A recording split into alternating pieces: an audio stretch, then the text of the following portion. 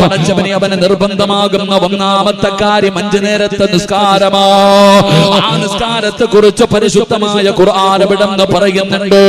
അതിൽ അലംഭാവം കാണിക്കുന്നവർക്ക് റബ്ബ് കൊടുക്കുന്ന ശിക്ഷയെ കുറിച്ച് പരിശുദ്ധമായ ഖുർആൻ എവിടെന്ന് പരിചയപ്പെടുത്തുമ്പോ അല്ലാഹുവിന്റെ പള്ളിയുടെ മുന്നിലൂടെ നടന്നു പോയാൽ നമ്മളിൽ പലർക്കും നിസ്കരിക്കാൻ കഴിയുന്നില്ലല്ലോ.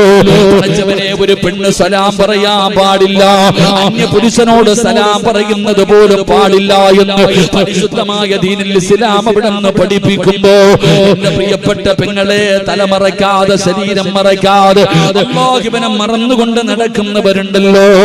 എല്ലാവർക്കും അറിയാമ ചെയ്യുന്നത് പാപമാണെന്ന്.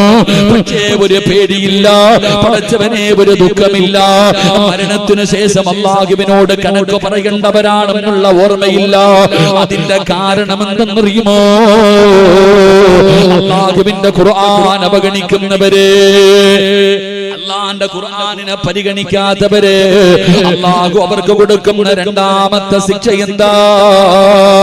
അല്ലാഹുവിന്റെ ഖുർആൻ പറയുകയാ, വഇൻ തദ്ഊഹും ഇലൽ ഹുദാ ഫലം യഹ്തദൂ ഇദൻ അബദാ.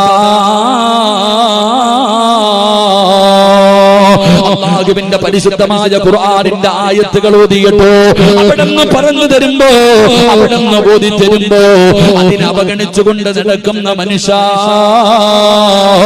അല്ലാഹുവിന്റെ ഖുർആൻ പറയുകയാ, വഇൻ തദഊഹും ഇലൽ ഹുദാ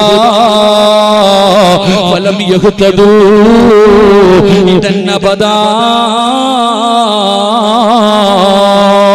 പിന്നെ നിന്റെ ഹൃദയത്തിന്റെ അകത്തേക്ക് സത്യമങ്ങ് കടന്നു പോകില്ല.